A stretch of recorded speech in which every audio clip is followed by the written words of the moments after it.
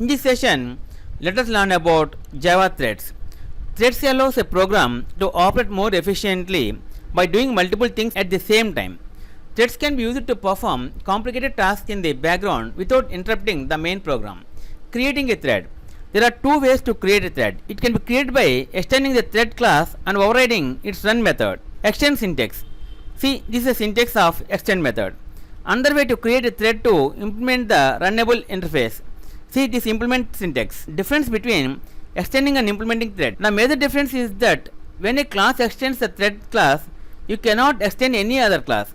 But by implementing the runnable interface, it is possible to extend from another class as well, like class my class extends other class, implements runnable. Running thread. If the class extends the thread class, the thread can be run by creating an instance of the class and call its start method.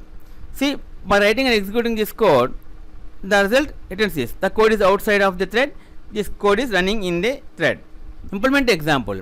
If the class implements the runnable interface, the thread can be run by passing an instance of the class to a thread object's constructor and then calling the thread starts method.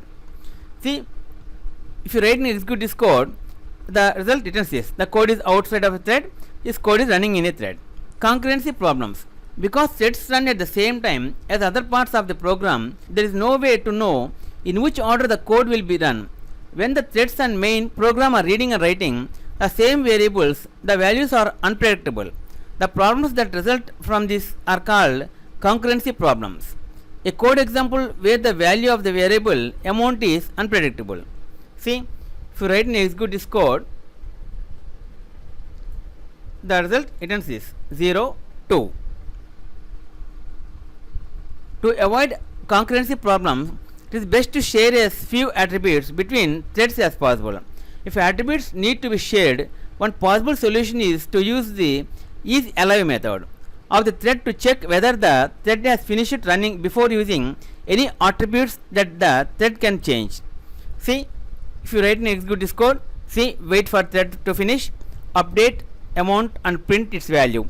See, if you write and execute this code, the result returns this, waiting main 1, main 2. Okay friends, this is end of Java part 46, Java threads. In next video, let us learn about another topic, Java lambda expressions. If you like our program, please like, subscribe and press bell icon for our next part video updates. Thank you friends. Meet you in next video. All the best.